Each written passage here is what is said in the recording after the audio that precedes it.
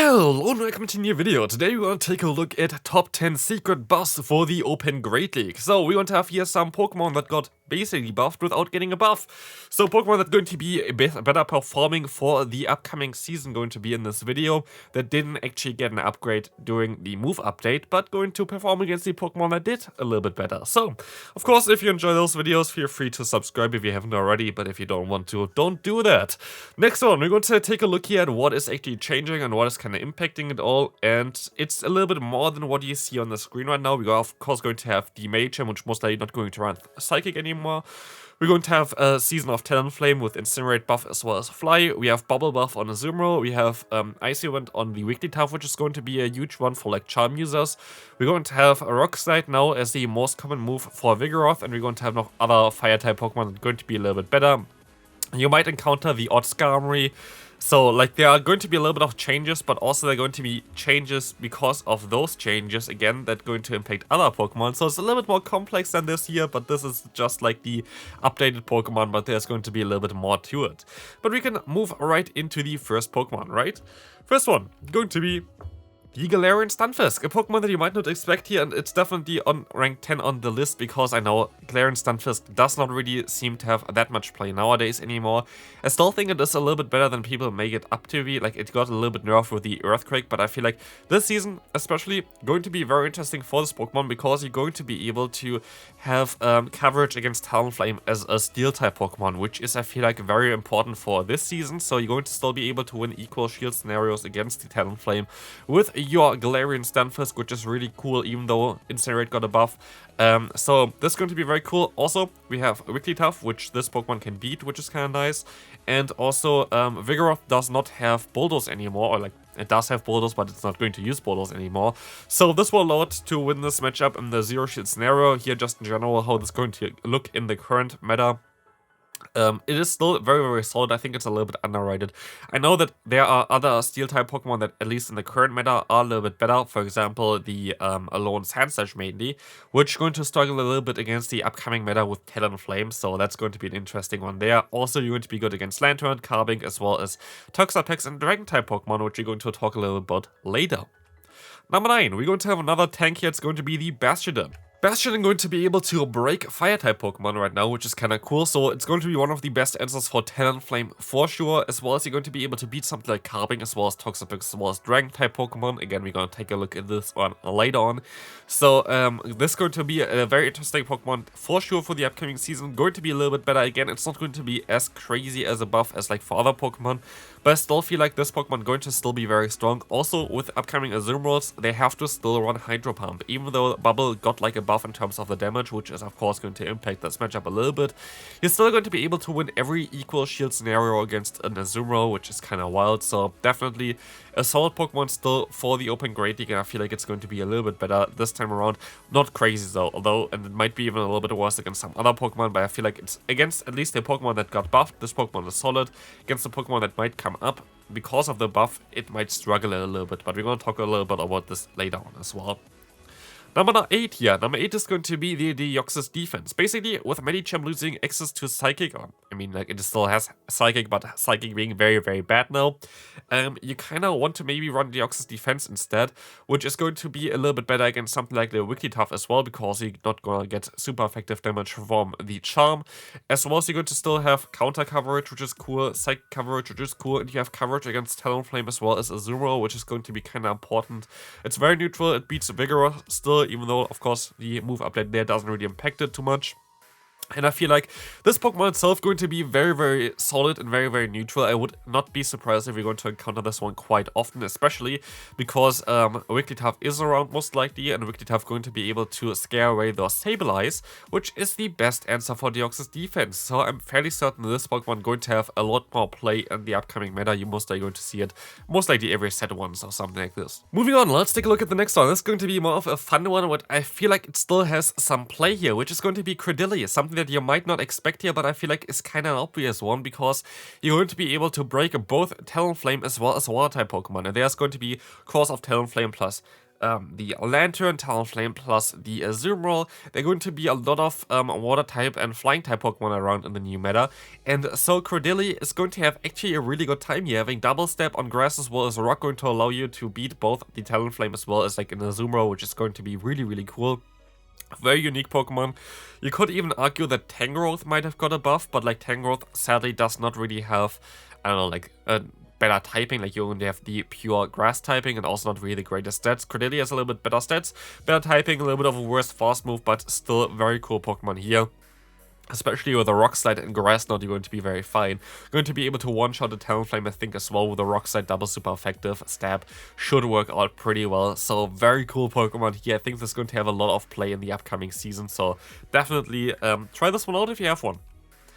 Next Pokemon coming up, and here we're going to have Swampert. Swampert is going to be also one of the Pokemon that are going to be benefiting a little bit from the meta change, because they're most likely going to be a little bit more Lantern, but a lot more Fire-type Pokemon in general. And you might actually want to consider the Shadow variant for this Pokemon again.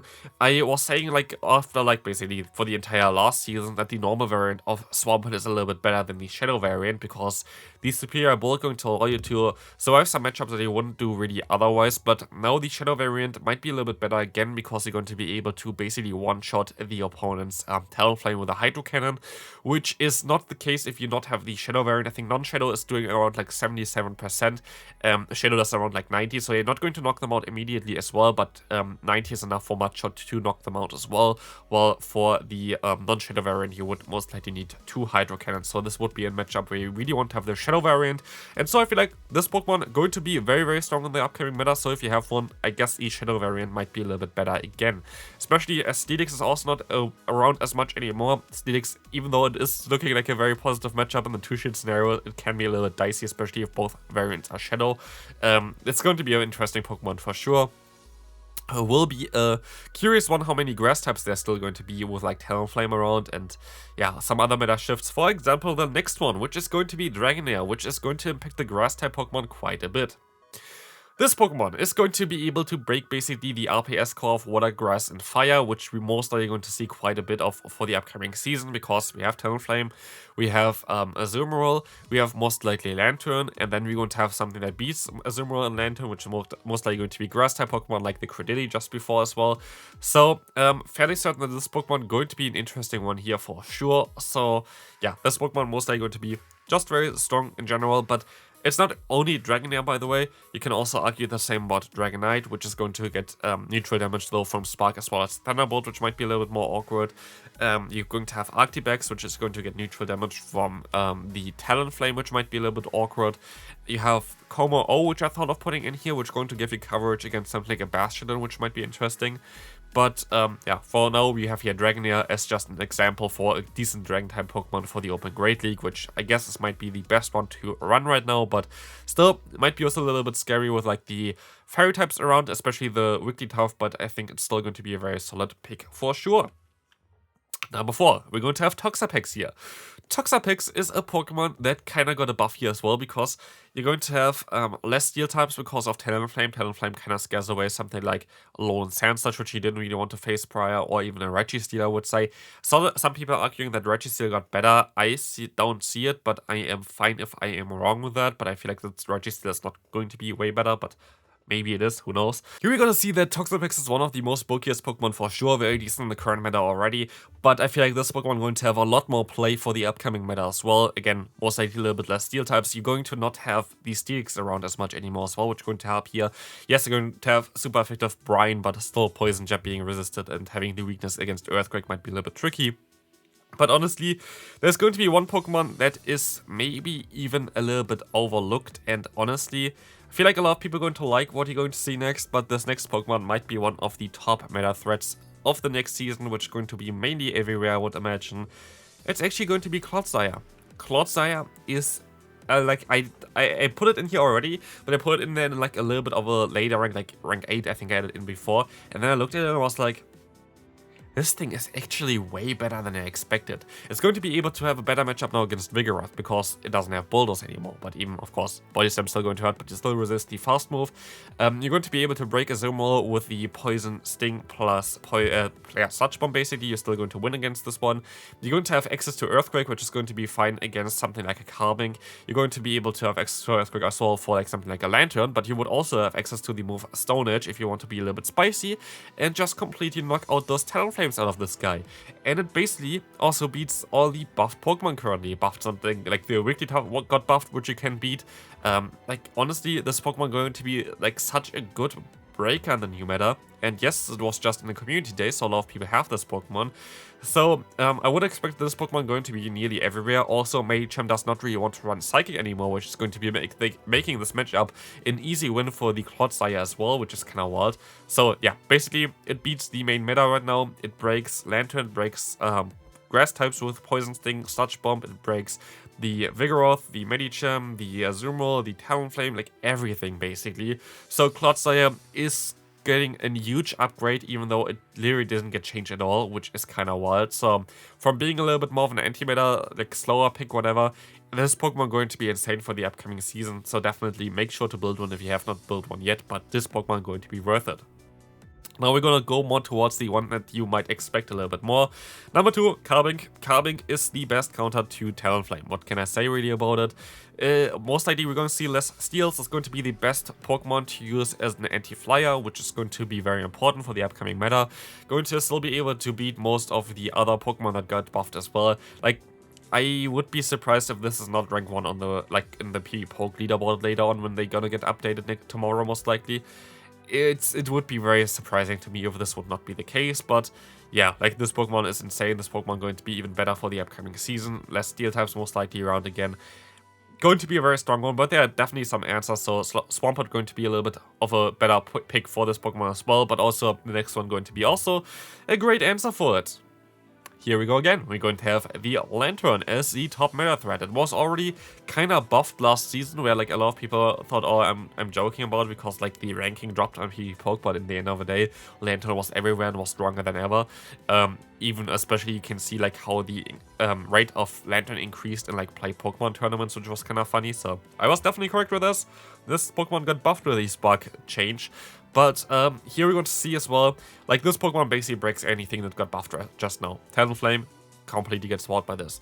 Azuma completely gets walled by this. Carbink, which we just saw, completely gets walled by this. We had Bastion before, completely gets this, like destroys this one. Toxapex gets destroyed by this one. Like, honestly, we have to say that Spark has to get nerfed again. Like, I don't know why they didn't do it this season, but they have to do it next season for sure. Like, Spark has to get nerfed. Like, there is no real way around it again. Make it, like, 1 less damage or one less energy. I don't really care too much about it, but it is too strong right now. This Pokemon going to be everywhere. Grass types are going to be a little bit weaker because of Talonflame again, so it's going to make this Pokemon a little bit stronger.